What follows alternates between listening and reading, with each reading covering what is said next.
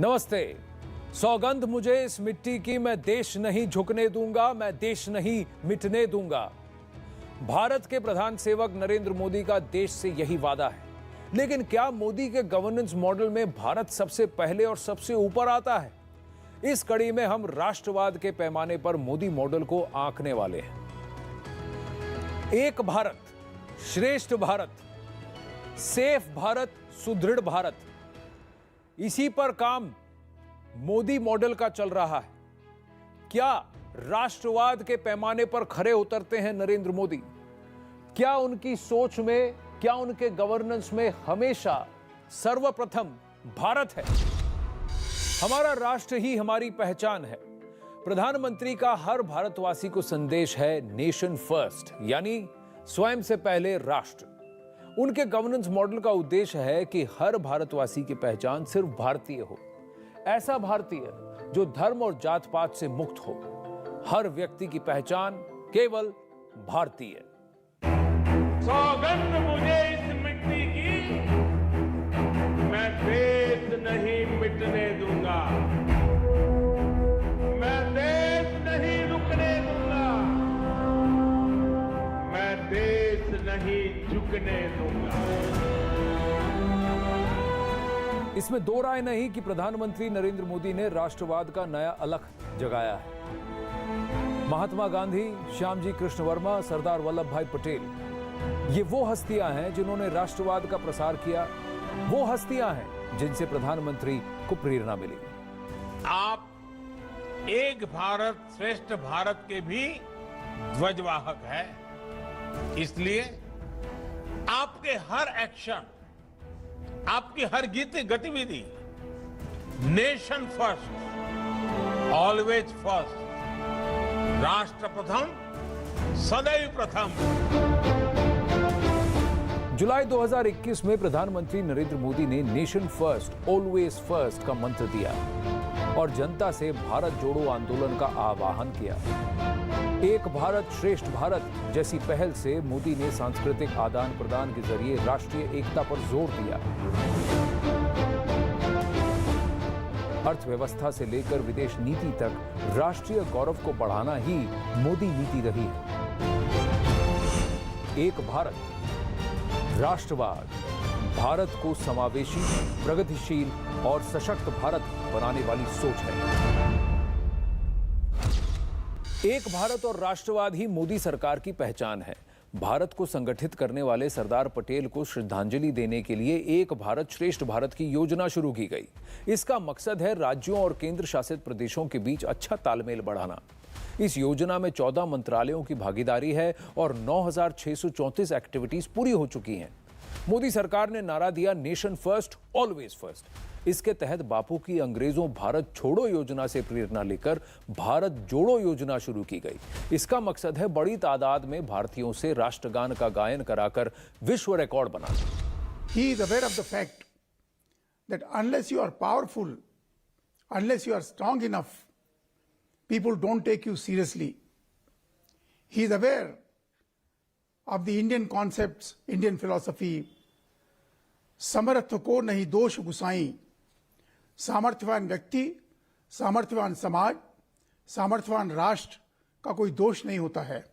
And therefore he is going ahead with आत्मनिर्भर भारत, स्वावलंबी भारत, सम्माननीय भारत, स्वतंत्र भारत, सुतंत्र भारत एंड सुरक्षित Bharat. That is his concept. Same way his concept is also, he understands स्वार्थ लाग करहि सब प्रीति।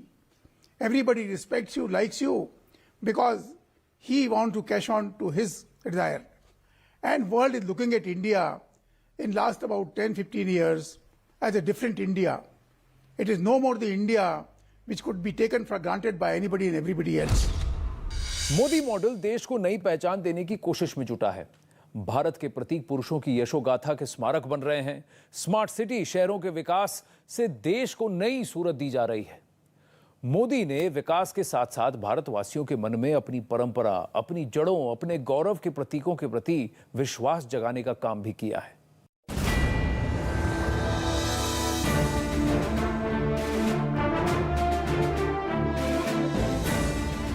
एक भारत, नए भारत का नया उदय। आने वाली पीढ़ियां नए भवन को देखकर गर्व करेगी कि ये स्वतंत्र भारत में बना है।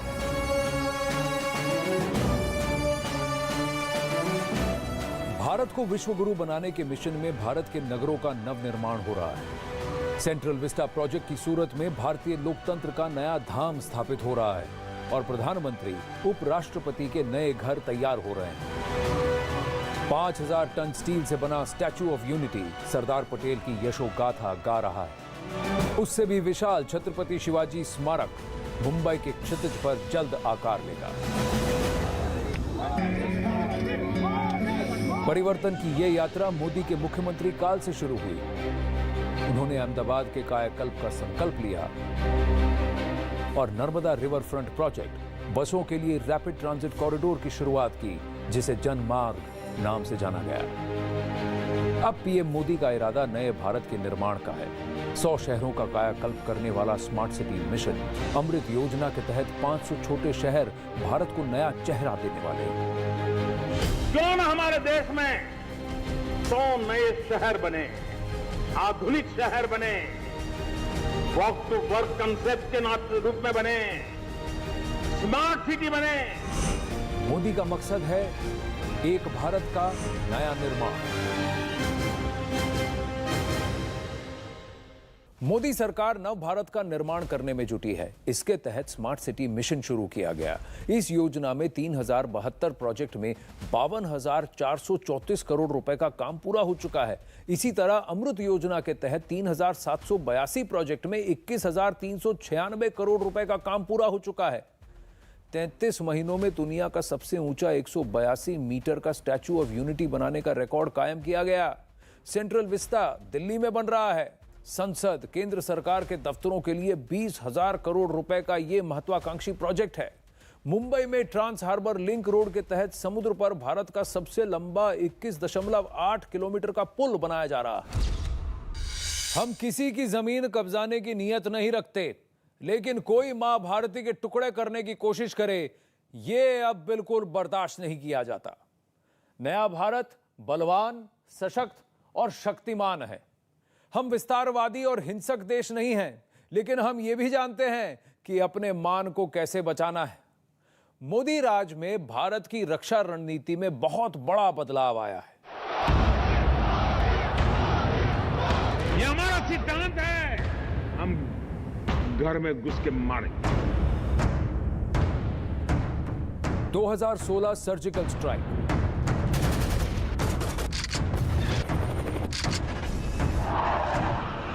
2019 air strike,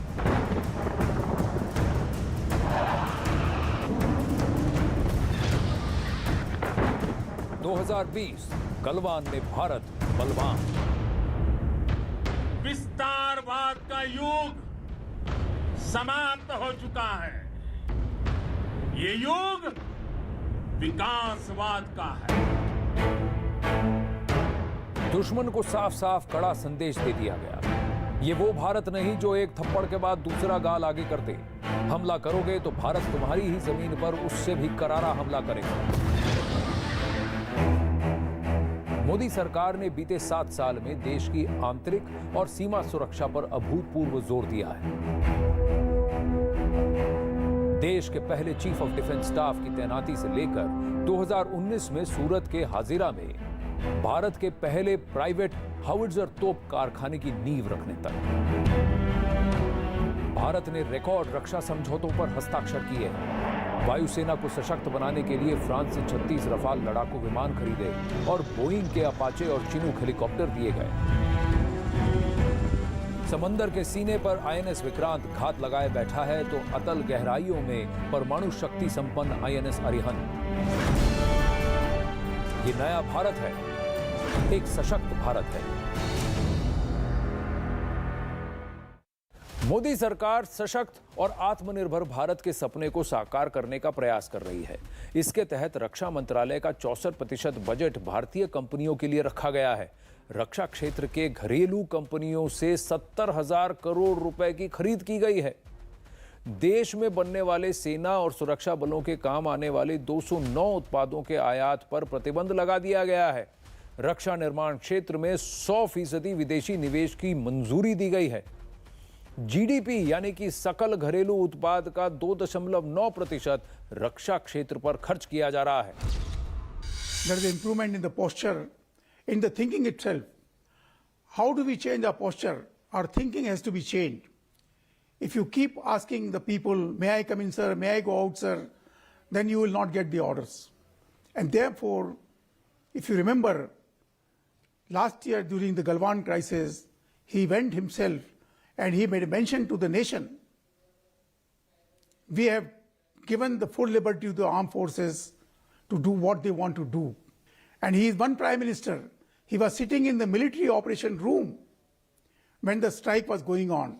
Same happened during Balakot. Same thing happened during Galwan. He must have asked the chief of the Indian Army, he must have asked the chief of the Air Force, what can we do? And when they must have given their plan to him to go and sit down on Rizangla and ahead of Chishul, and that is what has shaken up the Chinese. Chinese must be thinking on their mind not to take liberty with India again. What we will do, we will not do, that's not the thing. And same thing should happen, will be happening to Pakistan. And the shift in focus is very important. Shift in focus is very important. And his concept, probably, my understanding is राष्ट्र भक्ति, माँ भारती, राष्ट्र भक्ति के संरक्षण के लिए राष्ट्र शक्ति का कवच होना आवश्यक है। सीमा पार बैठे दुश्मनों से चौकन्ना रहने के साथ साथ हमारे सामने देश के भीतर बैठे भारत विरोधियों से भी लड़ने की चुनौती है। सिर्फ बाहरी ताकतों को रोककर ही हम सुरक्षित नहीं रह सकते। देश में सक्रिय अलगाववादियों और कट्टरपंथियों पर भी लगाम लगाना जरूरी है, तभी भारत सुरक्षित और सशक्त रहेगा। वीर भोग्या वसुंधरा, यानी वीर अपने शस्त्र की ताकत से ही धरती की, मातृभूमि की रक्षा करते हैं। गुजरात का मुख्यमंत्री रहते हुए भी नरेंद्र मोदी ने आतंकवाद के खिलाफ कड़े कदम उठाए। मोदी ने आतंक के विरुद्ध Gujarat control of organised crime जैसा कड़ा कानून बनाया। मोदी केंद्र में आए तो देश विरोधी सोच रखने वालों पर यूएपीए के तहत मुकदमे किए गए। 2019 में इस कानून के तहत गिरफ्तारियां पहले के मुकाबले 37% तक बढ़ गईं। कश्मीर में भारतीय सेना और सुरक्षा बल ने आतंक के खिलाफ ऑपरेशन ऑल आउट छेड़ा और टॉप कमांडरों को ढेर कर आतंकी संगठनों की कमर तोड़ दी। पहले की सरकारों में राजकीय मेहमान बनने वाले उन अलगाववादियों पर भी मोदी ने कड़ी कार्रवाई की जो भारत की एकता को तोड़ना चाहते हैं। 2015 में भारतीय सेना ने म्यांमार में जाकर नागालैंड में सक्रिय आतंकी संगठन NSCN-K पर सर्जिकल स्ट्राइक की। बीते 7 साल में माओवादी हिंसा की घटनाओं में भी बहुत कमी आई है। मोदी राज में भारत संगठित भी है और सुरक्षित भी। मोदी सरकार ने देश की आंतरिक और सीमाई सुरक्षा पर अभूतपूर्व काम किया। घाटी में आतंक के आंकड़े आपकी स्क्रीन पर दिख रहे हैं। इनसे साफ है कि 2020 और 2021 के जुलाई महीने तक किस तरह आतंकी वारदातों में कमी आई। आतंकी वारदात में शहीद होने वाले जवानों की संख्या भी घटी और आतंकी वारदात में मरने वाले नागरिकों की गिनती भी कम हुई। पूर्वोत्तर में आतंक के आंकड़ों पर नजर डालें तो 2017 में 107 लोगों की मौत आतंकी घटनाओं में हुई। 2018 में यह आंकड़ा घटकर 73 पर आ गया। 2019 में और घटा तो आतंकी वारदात में केवल 34 लोगों की मौत हुई। 2020 में हालात और सुधरे, सिर्फ 27 लोगों की मौत आतंकी वारदातों में हुई। लाल आतंक के नाम से कुख्यात माओवादी हिंसा में भी कमी आई। 2018 में जहां सरकारी आंकड़ा ये दिखाता है कि 240 नागरिकों की मौत हुई है, 2019 में यह आंकड़ा घटकर 202 पर आ गया। 2020 में माओवादी हिंसा के कारण मरने वालों का आंकड़ा घटकर 183 रह गया।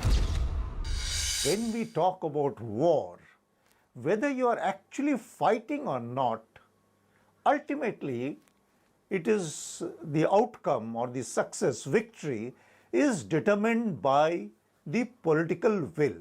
It is determined by the political will that translates into military will. The freedom for the commanders in the field to act, obviously that translates into a posture that is much more assertive. It translates into developing capabilities that must support offensive defense. The way we are developing our infrastructures along the border areas, all of this is contributing towards the outlook towards a more offensive defense, as you describe, in the manner in which the forces are strategizing, the forces are conducting themselves, in the manner in which the forces are being employed in the field. जब पाकिस्तान की तरफ से गोला आता था तो वो लोगों के घरों के ऊपर जाते थे और लोगों के माल मवेशियों का बहुत बड़ा नुकसान होता था। और मैं इस मोदी सरकार को, अपने प्रधानमंत्री को हम मुबारकबाद देते हैं, क्योंकि गरीबों के लिए बॉर्डर के अंदर इतना यानी कि किया है। जो बंकर नहीं था तो उस वक्त लोगों के बहुत सी हज़ारों की जानें वहाँ पर चली गई, ज़ख्मी हो गए लोग, मारे गए लोग, वहाँ पर इतने स्कूल उड़े और इतने यहाँ पर माल मवेशी ख़त्म हो गए लोगों के। गवर्नमेंट की हम बहुत शुक्रगुजार हैं कि उन्होंने हमें बैंकर वगैरह दिए, लेकिन जो भी जाने जाती थी उनके लिए ये जो बैंकर दिए हैं ये बहुत सही दिए। बैंकर से पहले जो हालात थे वो हम जानते हैं, हम ग्राउंड पर जाते रहे हैं, लोगों से मिलते रहे हैं और बहुत बुरे थे। जैसे ही बैंकर्स यहाँ पर बनाए गए, ये अप्रूव किए गए गवर्नमेंट की तरफ से, तो लोगों को एक तरह की राहत हुई। बंटवारा अखंड भारत की 35% से ज्यादा जमीन खा गया। बंटवारे ने एक राष्ट्र को 3 टुकड़ों में बदल दिया। बंटवारे के बाद भी भारत विरोधी ताकतें देश के टुकड़े टुकड़े करने की साजिश में जुटी हैं।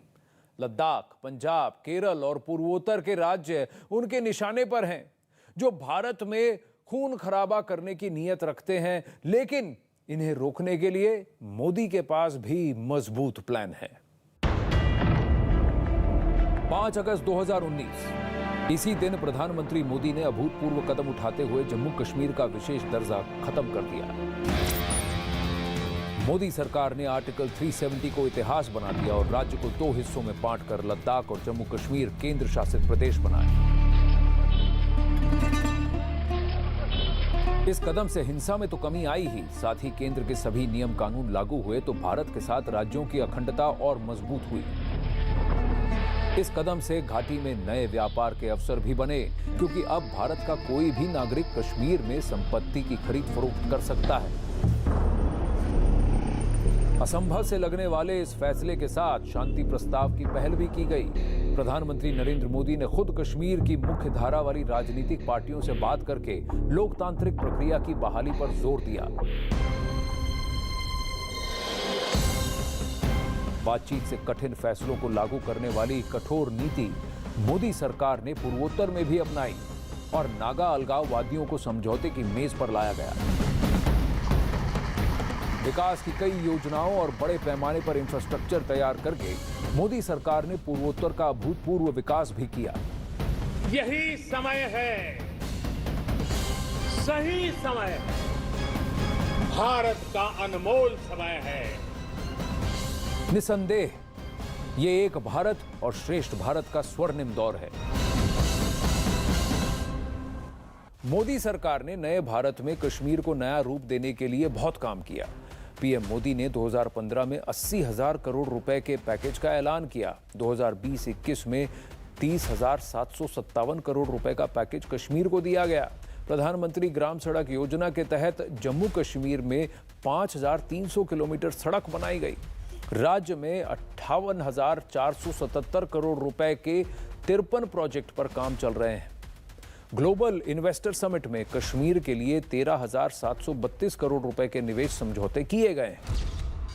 All of us grew up as diplomats at the United Nations, fearing someday we may be hauled up before the Security Council, etc., etc. So let's not do anything which draws global interest on a issue which still exists after 70 years between India and Pakistan. However, that changed dramatically in 2 instances. One is after Balakot, second is after Article 370. In both these instances, Prime Minister took the risk, saying that no, we need to be responsive and go ahead and do what we think is right. It's for the diplomats to handle the fallout, if there is any. Similarly, if you go back to Article 370, we took that decision. We were fearless in saying that we were right. This was an internal matter of our own. And here we had a double team. Pakistan, which is usually there in an antagonistic mode, but also China, which for the first time came out publicly critical of our decisions and tried to engage the Security Council on it. It still failed. ये सदी भारत की है, ये समय भारत का है। प्रधानमंत्री नरेंद्र मोदी अपने दृढ़ संकल्प पर अडिग हैं कि वो भारत को विश्व गुरु बनाना चाहते हैं, लेकिन कप्तान सिर्फ उतना ही काबिल होता है जितनी उसकी टीम। तो जिम्मेदारी हमारी भी है कि हम भी हमारे देश के लिए कुछ करें, अपना दमखम लगा दें। मेरा तो मंत्र रहा है, मिनिमम गवर्नमेंट, मैक्सिमम गवर्नेंस। सबका साथ, सबका विकास, सबका विश्वास, ये हमारा सिद्धांत है। हम घर में घुस के मारेंगे। दुनिया को विश्वास होने लगा है कि भारत बहुत अच्छा कर सकता है।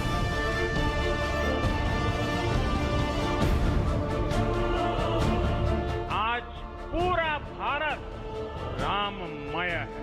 सदियों का इंतजार आज समाप्त हो रहा है।